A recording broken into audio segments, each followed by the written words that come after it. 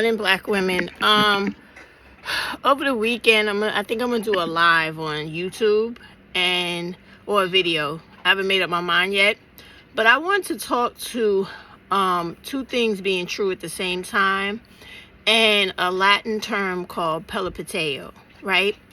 And I need to go over this because what I'm seeing on apps and people who are, I don't know if they are deliberately trying to mislead Black women, but we have increasingly growing like false prophet type of situation happening on TikTok especially.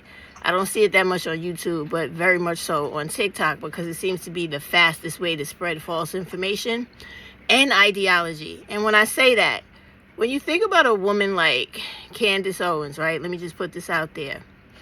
This is the type of woman who is completely anti-Black. Because she's Black has nothing to do with her agenda. She is for the establishment, and she is for harming Black people. And for whatever reason, especially Black women, because she's selling this rhetoric that America wants you to adopt, the patriarchy needs you to uphold, which is you need and want to have the desire to be in a relationship, somebody's wife, have a family, and be this great mom. This is needed the same way it was needed in slavery, because they need you to repopulate this country to make money for all of their infrastructures that generate revenue. All right.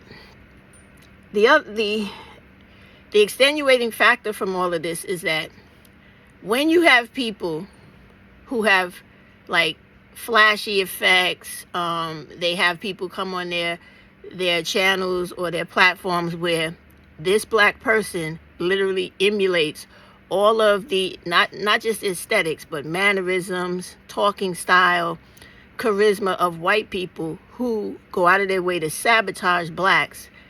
That is also happening, where you have these people who have whatever type of issues they have inside, like Candace.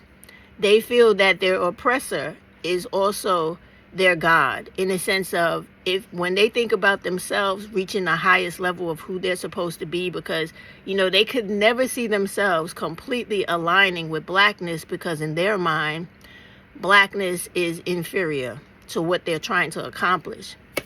So that's another thing you got to be careful of, because what's happening is that you have creators that allow these type of Black women on their panels, right, who, I'm not going to say think they know it all, because all of us know a lot.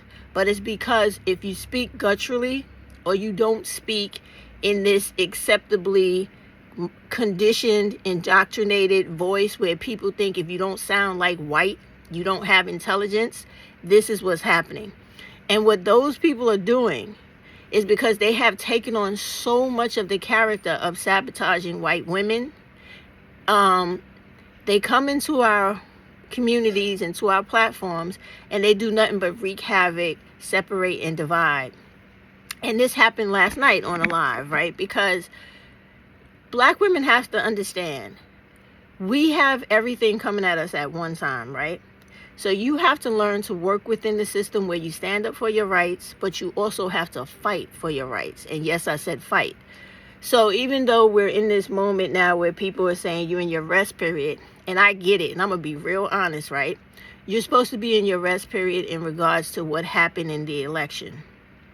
However, going forward, whenever you live in this country, you cannot just sit on your ass and say, I am upset with the government, so therefore I will refuse to vote. I will not do anything politically to try to motivate change in this country. Now, I said politically for a reason, because you could do things locally on a grassroots level, organizing within your community to make change that way, which is really the way to start, right? However, you can never get to the point where a person said to me, they have no faith in the government, so therefore they don't want to participate. In my opinion, and according to history, that's not the best thing to do. Because when we did not have a right to vote, and we did not have a say in politics, we were, 1, in slavery, 2, We were in Jim Crow and black codes. 3, complete segregation and completely disenfranchised. And when I say disenfranchised, I mean without any power to exact any change in this country. So when I do that, either video or live on Pella Pateo, I want to go into the etymology of that word. I want you to understand it, because it has a powerful meaning to it. And we have to go beyond the surface, because basically it just means everything that you know that you thought to be absolutely true and you believed it with all your heart is absolutely wrong. And in my opinion, now this is just my opinion, but this is my opinion before I say but. And I think this really applies to us today, because when you think about the fact that women in this country, and I'm not talking about white women, I'm excluding them for anything I'm talking about, right? When it comes to women moving forward, because they don't see themselves as other women. They put their whiteness first because that gives them control. That keeps this country the way it is, where they benefit and we suffer, right? So when you have all these women that voted against their best interests, voted against abortion bans, sexual violation of little girls, the future of little girls, that's the thing that kills me the most, is that they didn't care about our little girls growing up and having the freedoms that we had when we grew up.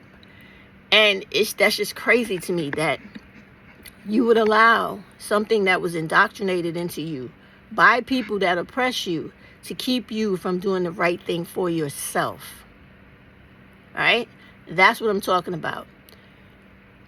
But you will have people that will preach the gospel, so to speak, that what they're saying is right, based off of the teachings from an oppressor, from a colonizer, and never once understand that you spending your whole life trying to be like that colonizer and feeling like you better than everybody else beneath you or like you because they're black is a real problem. Because none of the studies that are done in this country, any academia we have gotten degrees in, none of those things were based off of the studies of black people. So therefore you have a problem. You have a problem because the things you truly believe don't really apply to your people. They may apply to the people that were studied, but they don't apply to you. So therefore there's a whole new range and area of study or true relevance in reality that has never been tapped into. So when you have people come on, because you guys have made this a trend and part of your culture where people got to come with receipts. A lot of times you come in with receipts that are partially complete. I'm not complete, partially representing the whole truth, right? So when you're talking about, oh yeah, this happened, that happened, if it's based on actual history, okay, to a certain degree, because even that is not the whole story, right?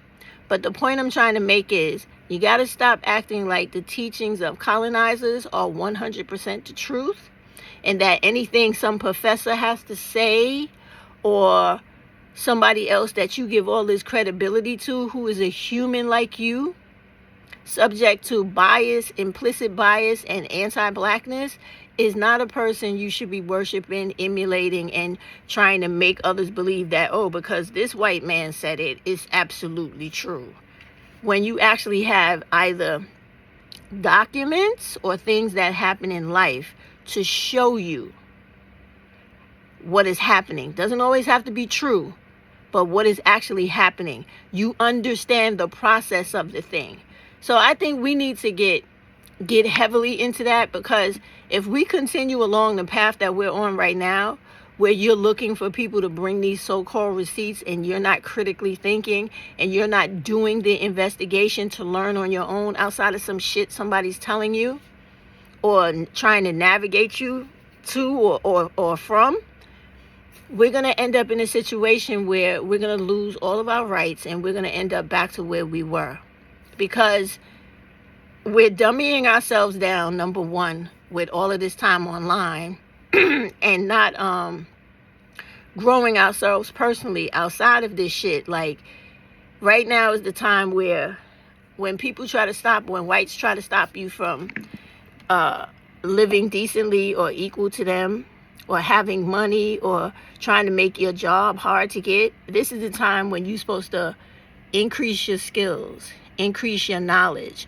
You grow your transitional skill base to the point where you could go into any job and get it, despite you having a degree in it or despite you ever working that job before.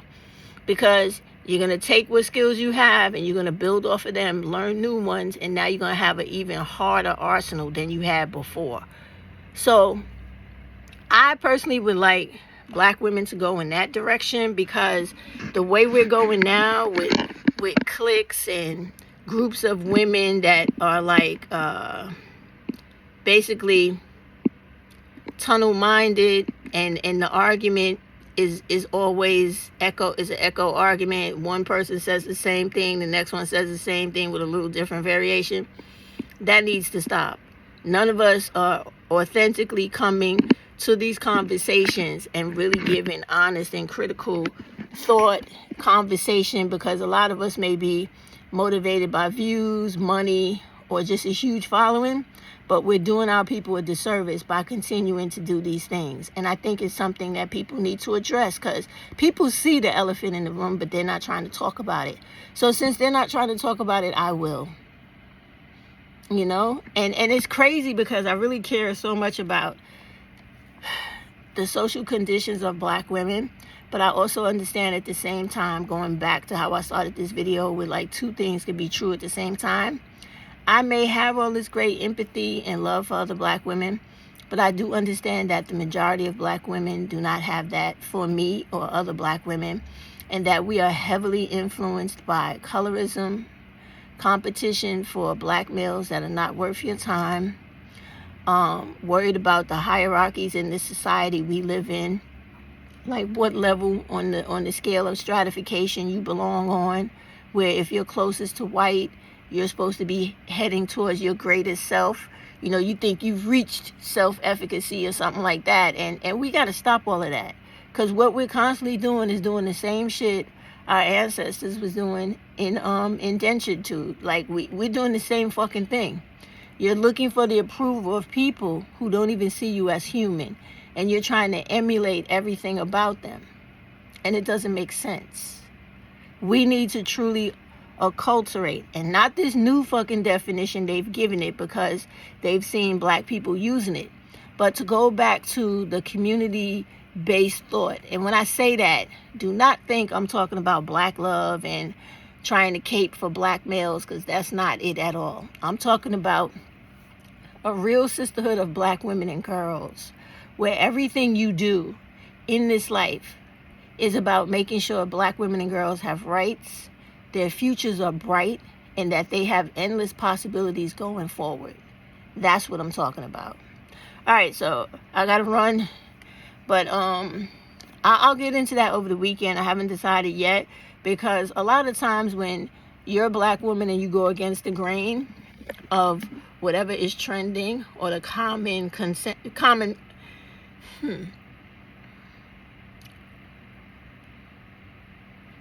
I guess, like opinion of things, and you don't have the same opinion, or you have an unfavorable opinion, people tend to turn themselves off to you and not understand things until it's too late. So I think we need to get out of that and start looking at things completely and being able to analyze and check ourselves and start doing the right thing, because we are not doing the right thing. We're in like an angry denial stage that needs to be checked. Otherwise, we're going to be the ones losing, okay? Losing our rights, losing our lives, and being used and abused once again to the extent that other people benefit off of us just for breathing. And we should not allow that to happen. Have a good day. I'll speak to you over the weekend.